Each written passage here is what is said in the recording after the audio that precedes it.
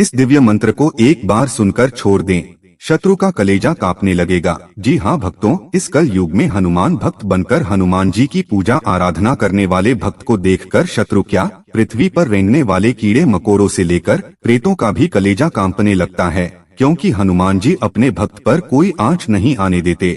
और जो भी हनुमान भक्त से शत्रुता निभाने की कोशिश करता है, उसकी जन्म कुंडली के सभी भावों में शनिदेव भ्रमण करने लगते हैं। अगर कोई दुष्ट व्यक्ति आपको सता रहा है तो आप कुछ दिनों के लिए हनुमान जी के भक्ति में लीन होकर इनकी महिमा देख ले भक्तों। हनुमान जी आपको इतनी शक्तिशाली और धनवान बना देंगे कि दुश्मन का कलेजा आपको देखते ही कांपने लगेगा। इसके लिए आपको भी कुछ कर्तव्यों का निर्वहन करना होगा भक्तों। मर्यादा पुरुषोत्तम प्रभु श्री राम और पवन पुत्र हनुमान को अपने अंदर उतारना होगा। अपने इरादों को नेक बनाकर सही रास्तों पर चलना होगा।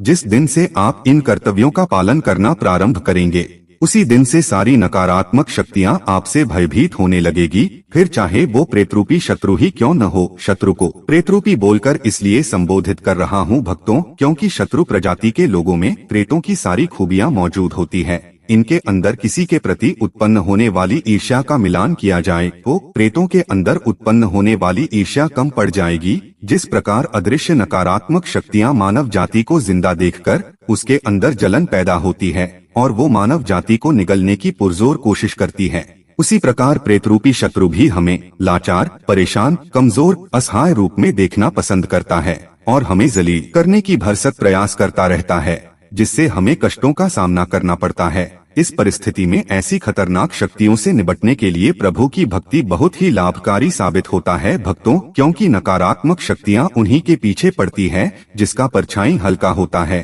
और शत्रु का भी वही हाल है। ये भी ज्यादातर उन्हीं के पीछे पड़ती है जिसका वजन हल्का हो, जिसे वो उठाकर आसानी से पटक सके। जो गरीब हो, लाचार हो, असहाय हो, उन्हीं के ऊपर इनका प्रभाव ज्यादा होता है।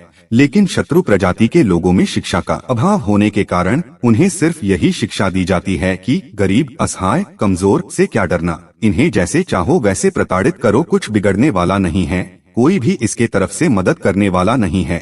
और यही इस देश की सबसे बड़ी विडंबना है भक्तों। इन प्रेतरूपी शत्रुओं को समझना चाहिए कि जिसके साथ कोई नहीं होता है, उसके साथ भगवान होते हैं।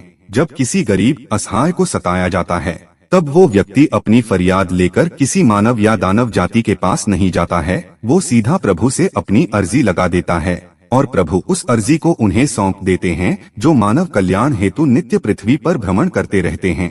वो हैं पवन पुत्र हनुमान। जब एक प्रताड़ित व्यक्ति की अर्जी वीर बजरंगी के हाथ लगती है तो शुरू होता है उस प्रेतरूपी शत्रु की विनाश लीला। उसका स्थिति कुछ ही दिनों में उसी के जैसा हो जाता है जिसे वो तबाह कर रहा था। जिसकी प्रताड़ना को झेलते हुए प्रताड़ित व्यक्ति सीधे प्रभु के दरबार में अपनी अर्जी लगा दी।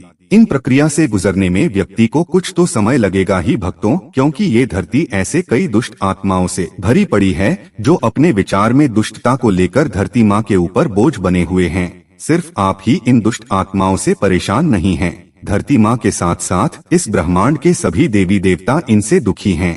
उन्होंने मानव जाति को ये सोचकर बनाया कि ये पृथ्वी पर जाकर परोपकार करेगा, लेकिन ये दुष्ट विचारी लोग प्रभु की बनाई गई नीतियों को नष्ट करते हुए पाप कर्म में लिप्त हो जाते हैं और धरती माँ को अपने पैरों तले दबा दबा कर प्रताड़ित करते रहते हैं।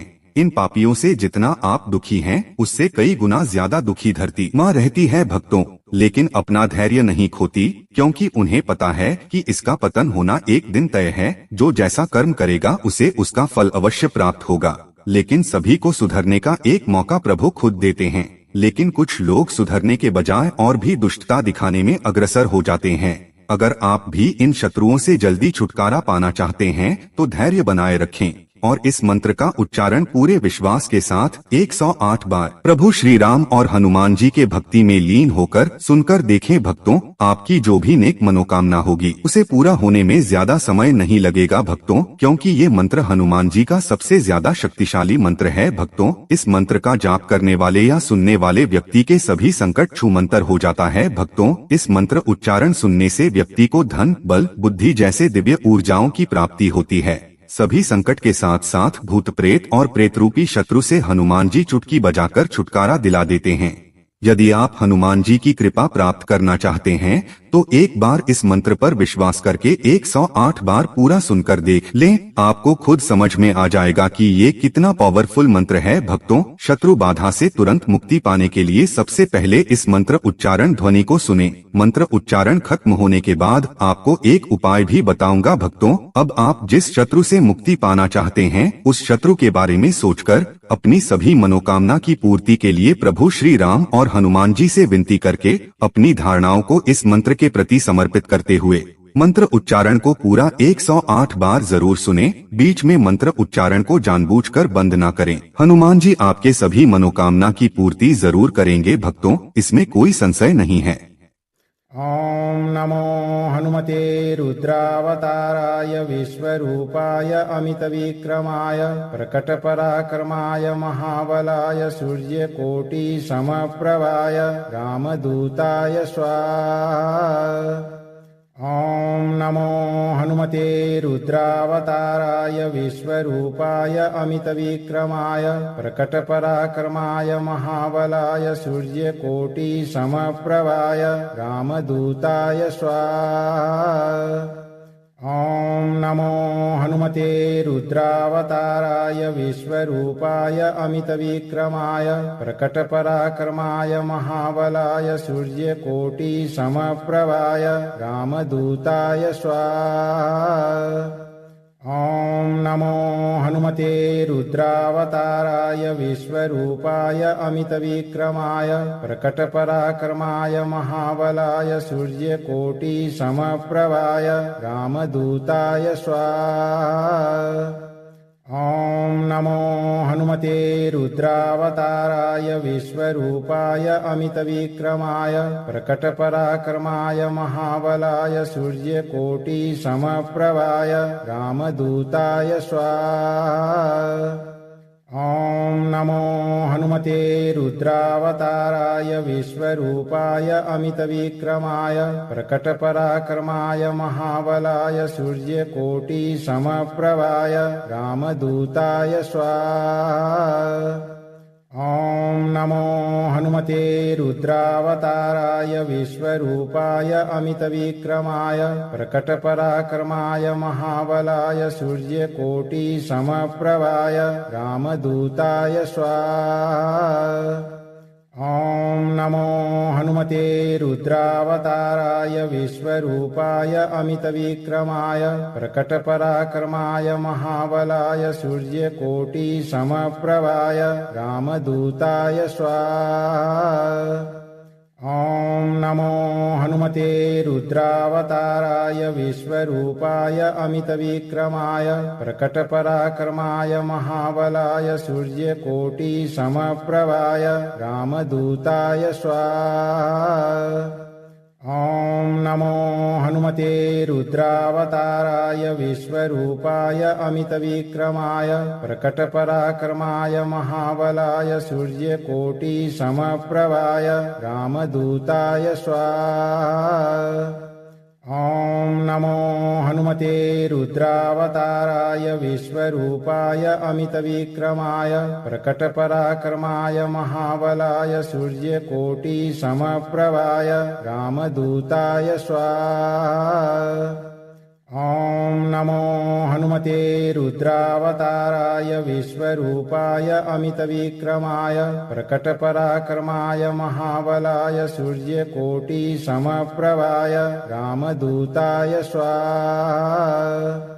ओम नमो हनुमते रुद्रावताराय विश्वरूपाय अमितविक्रमाय प्रकटपराक्रमाय महाबलाय सूर्यकोटि समप्रभाय रामदूताय स्वाहा। ओम नमो हनुमते रुद्रावताराय विश्वरूपाय अमितविक्रमाय प्रकटपराक्रमाय महाबलाय सूर्यकोटि समप्रभाय रामदूताय स्वाहा। ओम नमो हनुमते रुद्रावताराय विश्वरूपाय अमितविक्रमाय प्रकटपराक्रमाय महाबलाय सूर्यकोटि समप्रभाय रामदूताय स्वाहा। ॐ नमो हनुमते रुद्रावताराय विश्वरूपाय अमितविक्रमाय प्रकटपराक्रमाय महाबलाय सूर्यकोटिसमप्रभाय रामदूताय स्वाहा। ॐ नमो हनुमते रुद्रावताराय विश्वरूपाय अमितविक्रमाय प्रकटपराक्रमाय महाबलाय सूर्यकोटिसमप्रभाय रामदूताय स्वाहा। ॐ नमो हनुमते रुद्रावताराय विश्वरूपाय अमितविक्रमाय प्रकटपराक्रमाय महाबलाय सूर्यकोटिसमप्रभाय रामदूताय स्वाहा। ॐ नमो हनुमते रुद्रावताराय विश्वरूपाय अमितविक्रमाय प्रकटपराक्रमाय महाबलाय सूर्यकोटिसमप्रभाय रामदूताय स्वाहा। ॐ नमो हनुमते रुद्रावताराय विश्वरूपाय अमितविक्रमाय प्रकटपराक्रमाय महाबलाय सूर्यकोटिसमप्रभाय रामदूताय स्वाहा।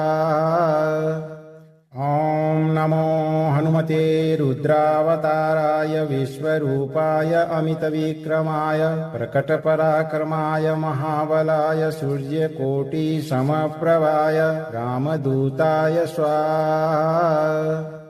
ॐ नमो हनुमते रुद्रावताराय विश्वरूपाय अमितविक्रमाय प्रकटपराक्रमाय महाबलाय सूर्यकोटिसमप्रभाय रामदूताय स्वाहा।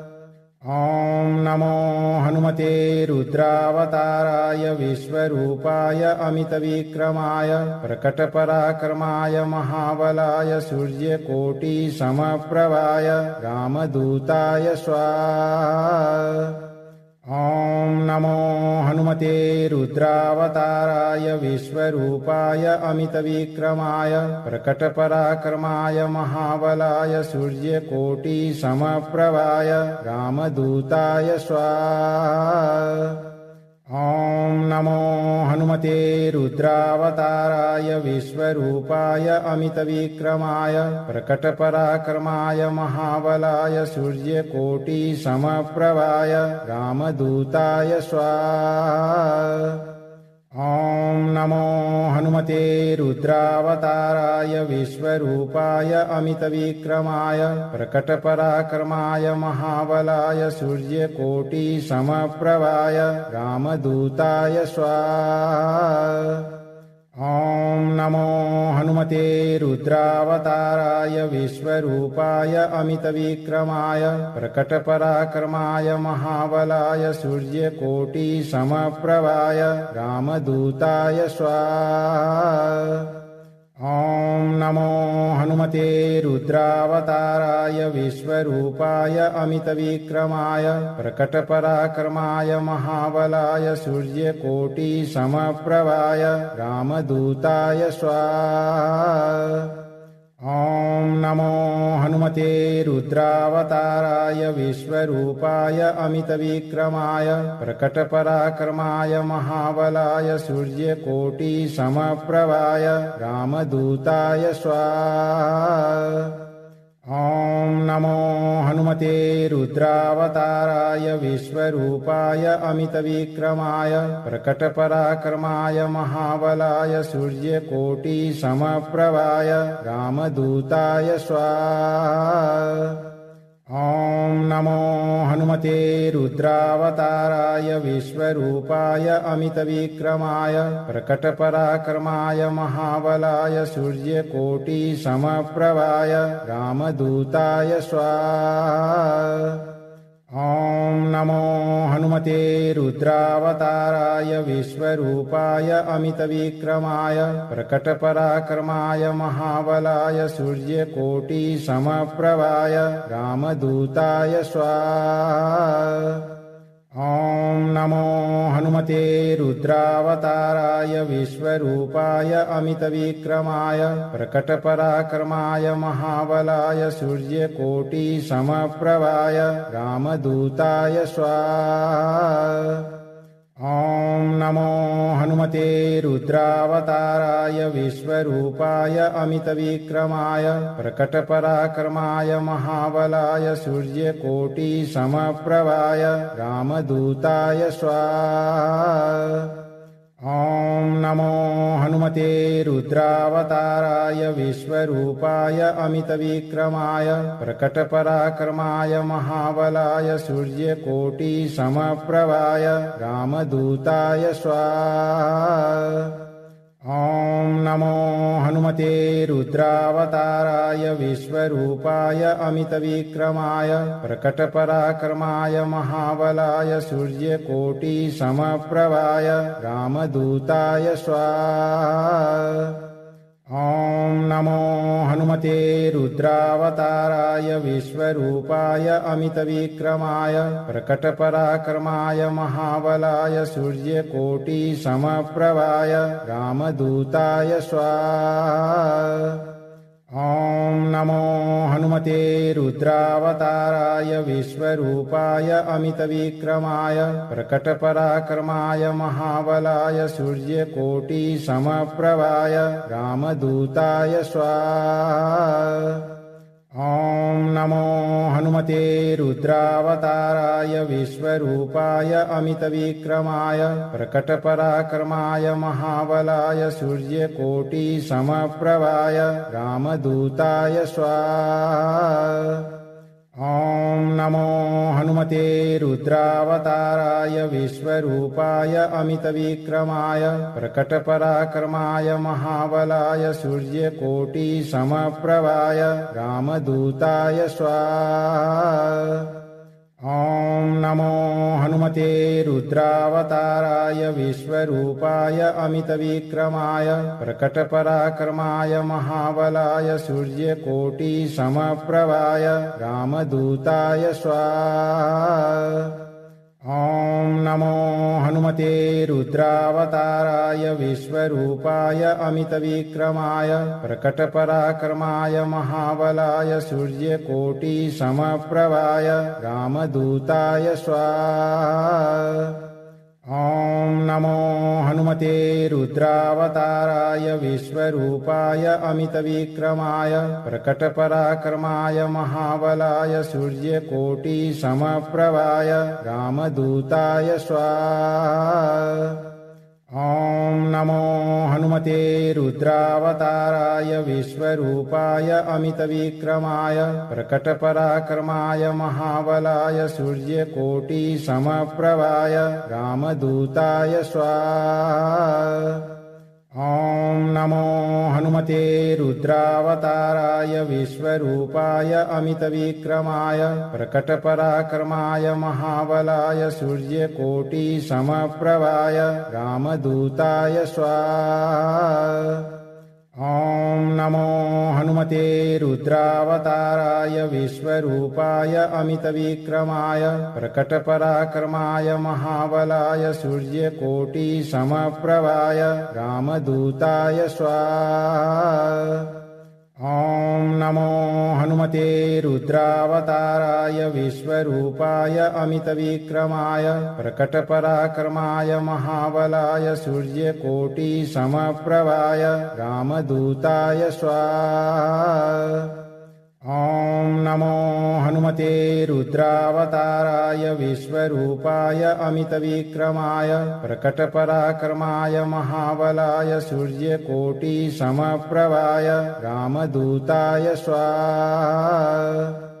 ॐ नमो हनुमते रुद्रावताराय विश्वरूपाय अमितविक्रमाय प्रकटपराक्रमाय महाबलाय सूर्यकोटिसमप्रभाय रामदूताय स्वाहा। ॐ नमो हनुमते रुद्रावताराय विश्वरूपाय अमितविक्रमाय प्रकटपराक्रमाय महाबलाय सूर्यकोटिसमप्रभाय रामदूताय स्वाहा। ॐ नमो हनुमते रुद्रावताराय विश्वरूपाय अमितविक्रमाय प्रकटपराक्रमाय महाबलाय सूर्यकोटिसमप्रभाय रामदूताय स्वाहा। ॐ नमो हनुमते रुद्रावताराय विश्वरूपाय अमितविक्रमाय प्रकटपराक्रमाय महाबलाय सूर्यकोटिसमप्रभाय रामदूताय स्वाहा। ॐ नमो हनुमते रुद्रावताराय विश्वरूपाय अमितविक्रमाय प्रकटपराक्रमाय महाबलाय सूर्यकोटिसमप्रभाय रामदूताय स्वाहा। ॐ नमो हनुमते रुद्रावताराय विश्वरूपाय अमितविक्रमाय प्रकटपराक्रमाय महाबलाय सूर्यकोटिसमप्रभाय रामदूताय स्वाहा।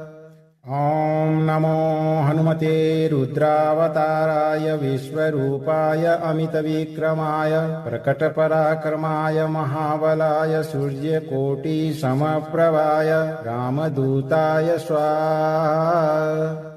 ॐ नमो हनुमते रुद्रावताराय विश्वरूपाय अमितविक्रमाय प्रकटपराक्रमाय महाबलाय सूर्यकोटिसमप्रभाय रामदूताय स्वाहा।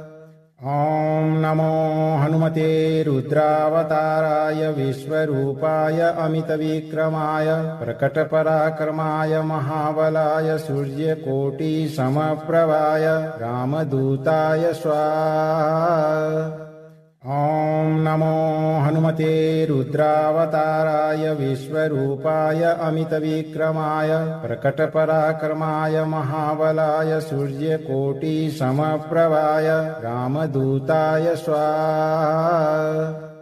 ॐ नमो हनुमते रुद्रावताराय विश्वरूपाय अमितविक्रमाय प्रकटपराक्रमाय महाबलाय सूर्यकोटिसमप्रभाय रामदूताय स्वाहा।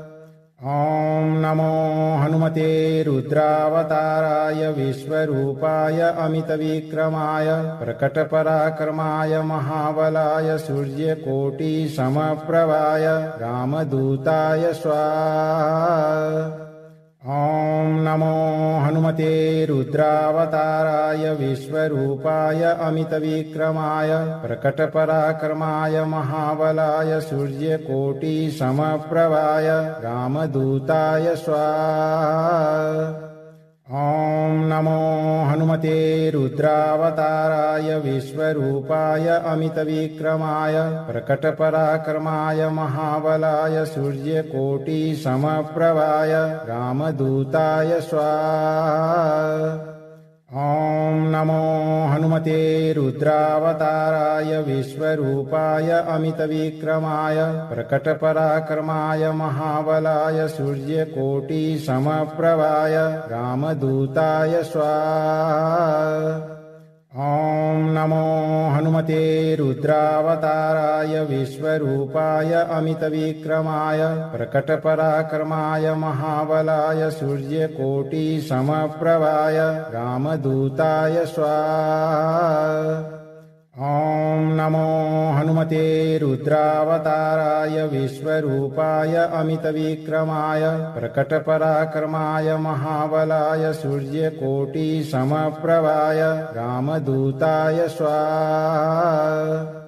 ॐ नमो हनुमते रुद्रावताराय विश्वरूपाय अमितविक्रमाय प्रकटपराक्रमाय महाबलाय सूर्यकोटिसमप्रभाय रामदूताय स्वाहा। ॐ नमो हनुमते रुद्रावताराय विश्वरूपाय अमितविक्रमाय प्रकटपराक्रमाय महाबलाय सूर्यकोटिसमप्रभाय रामदूताय स्वाहा। ॐ नमो हनुमते रुद्रावताराय विश्वरूपाय अमितविक्रमाय प्रकटपराक्रमाय महाबलाय सूर्यकोटिसमप्रभाय रामदूताय स्वाहा। ॐ नमो हनुमते रुद्रावताराय विश्वरूपाय अमितविक्रमाय प्रकटपराक्रमाय महाबलाय सूर्यकोटिसमप्रभाय रामदूताय स्वाहा।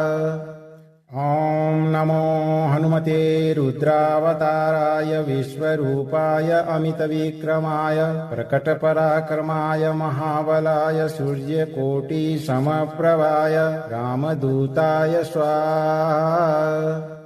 ॐ नमो हनुमते रुद्रावताराय विश्वरूपाय अमितविक्रमाय प्रकटपराक्रमाय महाबलाय सूर्यकोटिसमप्रभाय रामदूताय स्वाहा। ॐ नमो हनुमते रुद्रावताराय विश्वरूपाय अमितविक्रमाय प्रकटपराक्रमाय महाबलाय सूर्यकोटिसमप्रभाय रामदूताय स्वाहा। ॐ नमो हनुमते रुद्रावताराय विश्वरूपाय अमितविक्रमाय प्रकटपराक्रमाय महाबलाय सूर्यकोटिसमप्रभाय रामदूताय स्वाहा। ॐ नमो हनुमते रुद्रावताराय विश्वरूपाय अमितविक्रमाय प्रकटपराक्रमाय महाबलाय सूर्यकोटिसमप्रभाय रामदूताय स्वाहा। ॐ नमो हनुमते रुद्रावताराय विश्वरूपाय अमितविक्रमाय प्रकटपराक्रमाय महाबलाय सूर्यकोटिसमप्रभाय रामदूताय स्वाहा। ॐ नमो हनुमते रुद्रावताराय विश्वरूपाय अमितविक्रमाय प्रकटपराक्रमाय महाबलाय सूर्यकोटिसमप्रभाय रामदूताय स्वाहा। ॐ नमो हनुमते रुद्रावताराय विश्वरूपाय अमितविक्रमाय प्रकटपराक्रमाय महाबलाय सूर्यकोटिसमप्रभाय रामदूताय स्वाहा। ॐ नमो हनुमते रुद्रावताराय विश्वरूपाय अमितविक्रमाय प्रकटपराक्रमाय महाबलाय सूर्यकोटिसमप्रभाय रामदूताय स्वाहा। ॐ नमो हनुमते रुद्रावताराय विश्वरूपाय अमितविक्रमाय प्रकटपराक्रमाय महाबलाय सूर्यकोटिसमप्रभाय रामदूताय स्वाहा। ॐ नमो हनुमते रुद्रावताराय विश्वरूपाय अमितविक्रमाय प्रकटपराक्रमाय महाबलाय सूर्यकोटिसमप्रभाय रामदूताय स्वाहा। ॐ नमो हनुमते रुद्रावताराय विश्वरूपाय अमितविक्रमाय प्रकटपराक्रमाय महाबलाय सूर्यकोटिसमप्रभाय रामदूताय स्वाहा। ॐ नमो हनुमते रुद्रावताराय विश्वरूपाय अमितविक्रमाय प्रकटपराक्रमाय महाबलाय सूर्यकोटिसमप्रभाय रामदूताय स्वाहा। ॐ नमो हनुमते रुद्रावताराय विश्वरूपाय अमितविक्रमाय प्रकटपराक्रमाय महाबलाय सूर्यकोटिसमप्रभाय रामदूताय स्वाहा। ॐ नमो हनुमते रुद्रावताराय विश्वरूपाय अमितविक्रमाय प्रकटपराक्रमाय महाबलाय सूर्यकोटिसमप्रभाय रामदूताय स्वाहा। ॐ नमो हनुमते रुद्रावताराय विश्वरूपाय अमितविक्रमाय प्रकटपराक्रमाय महाबलाय सूर्यकोटिसमप्रभाय रामदूताय स्वाहा। ॐ नमो हनुमते रुद्रावताराय विश्वरूपाय अमितविक्रमाय प्रकटपराक्रमाय महाबलाय सूर्यकोटिसमप्रभाय रामदूताय स्वाहा। ॐ नमो हनुमते रुद्रावताराय विश्वरूपाय अमितविक्रमाय प्रकटपराक्रमाय महाबलाय सूर्यकोटिसमप्रभाय रामदूताय स्वाहा। ॐ नमो हनुमते हनुमते रुद्रावताराय विश्वरूपाय अमितविक्रमाय प्रकटपराक्रमाय महाबलाय सूर्यकोटिसमप्रभाय रामदूताय स्वाहा। ॐ नमो हनुमते रुद्रावताराय विश्वरूपाय अमितविक्रमाय प्रकटपराक्रमाय महाबलाय सूर्यकोटिसमप्रभाय रामदूताय स्वाहा। ॐ नमो हनुमते रुद्रावताराय विश्वरूपाय अमितविक्रमाय प्रकटपराक्रमाय महाबलाय सूर्यकोटिसमप्रभाय रामदूताय स्वाहा। ॐ नमो हनुमते रुद्रावताराय विश्वरूपाय अमितविक्रमाय प्रकटपराक्रमाय महाबलाय सूर्यकोटिसमप्रभाय रामदूताय स्वाहा।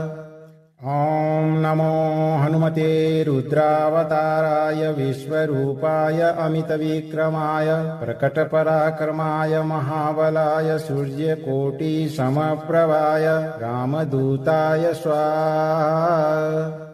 ॐ नमो हनुमते रुद्रावताराय विश्वरूपाय अमितविक्रमाय प्रकटपराक्रमाय महाबलाय सूर्यकोटिसमप्रभाय रामदूताय स्वाहा। ॐ नमो हनुमते रुद्रावताराय विश्वरूपाय अमितविक्रमाय प्रकटपराक्रमाय महाबलाय सूर्यकोटिसमप्रभाय रामदूताय स्वाहा।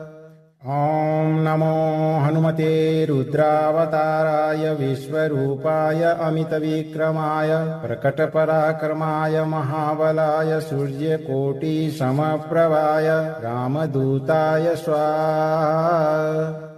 ॐ नमो हनुमते रुद्रावताराय विश्वरूपाय अमितविक्रमाय प्रकटपराक्रमाय महाबलाय सूर्यकोटिसमप्रभाय रामदूताय स्वाहा।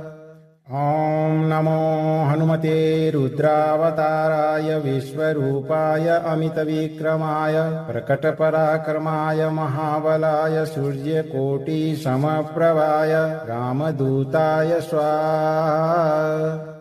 ॐ नमो हनुमते रुद्रावताराय विश्वरूपाय अमितविक्रमाय प्रकटपराक्रमाय महाबलाय सूर्यकोटिसमप्रभाय रामदूताय स्वाहा।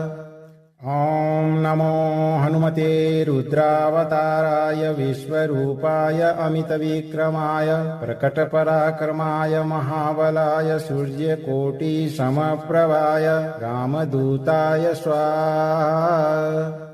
ॐ नमो हनुमते रुद्रावताराय विश्वरूपाय अमितविक्रमाय प्रकटपराक्रमाय महाबलाय सूर्यकोटिसमप्रभाय रामदूताय स्वाहा। ॐ नमो हनुमते रुद्रावताराय विश्वरूपाय अमितविक्रमाय प्रकटपराक्रमाय महाबलाय सूर्यकोटिसमप्रभाय रामदूताय स्वाहा। ॐ नमो हनुमते रुद्रावताराय विश्वरूपाय अमितविक्रमाय प्रकटपराक्रमाय महाबलाय सूर्यकोटिसमप्रभाय रामदूताय स्वाहा। ॐ नमो हनुमते रुद्रावताराय विश्वरूपाय अमितविक्रमाय प्रकटपराक्रमाय महाबलाय सूर्यकोटिसमप्रभाय रामदूताय स्वाहा। ॐ नमो हनुमते रुद्रावताराय विश्वरूपाय अमितविक्रमाय प्रकटपराक्रमाय महाबलाय सूर्यकोटिसमप्रभाय रामदूताय स्वाहा। ॐ नमो हनुमते रुद्रावताराय विश्वरूपाय अमितविक्रमाय प्रकटपराक्रमाय महाबलाय सूर्यकोटिसमप्रभाय रामदूताय स्वाहा। ॐ नमो हनुमते हनुमते रुद्रावताराय विश्वरूपाय अमितविक्रमाय प्रकटपराक्रमाय महाबलाय सूर्यकोटिसमप्रभाय रामदूताय स्वाहा। ॐ नमो हनुमते रुद्रावताराय विश्वरूपाय अमितविक्रमाय प्रकटपराक्रमाय महाबलाय सूर्यकोटिसमप्रभाय रामदूताय स्वाहा। ॐ नमो हनुमते रुद्रावताराय विश्वरूपाय अमितविक्रमाय प्रकटपराक्रमाय महाबलाय सूर्यकोटिसमप्रभाय रामदूताय स्वाहा। अगर आप शत्रु बाधा से तुरंत छुटकारा पाना चाहते हैं तो सुबह पवित्र होकर हनुमान जी की पूजा करते समय हनुमान चालीसा और बजरंग बाण का पाठ करके इस मंत्र का जाप 108 बार लगातार 21 दिन तक करें भक्तों। और संध्या के समय हनुमान जी के समक्ष चमेली तेल का दीपक प्रज्वलित करके रात्रि में सोने से पहले इस मंत्र उच्चारण को कम से कम एक बार अवश्य सुने, यानी कुछ दिन तक हनुमान भक्ति में लीन हो जाएं। इतना करने के बाद शत्रु के साथ साथ सभी नकारात्मक शक्तियों का कलेजा कांपने लगेगा। सभी बुरी शक्तियों से हनुमान जी आपकी रक्षा हमेशा करेंगे भक्तों। अगर आपको ये वीडियो लाभप्रद लगा हो तो वीडियो को लाइक करें, दोस्तों को शेयर करें और चैनल को सब्सक्राइब करके दरबार की घंटी जरूर बजा दें भक्तों, ताकि आपके जीवन को सुखमय बनाने वाली नोटिफिकेशन सबसे पहले आप तक पहुँचे। धैर्य रखें और सही कर्म करें। प्रभु श्री राम और हनुमान जी आपके सभी कष्टों का निवारण अवश्य करेंगे। सियावर रामचंद्र की जय, पवनसुत हनुमान की जय, बगल में लखनलाल की जय। जय जय सीताराम, जय बालाजी महाराज, जय बागेश्वर धाम सरकार।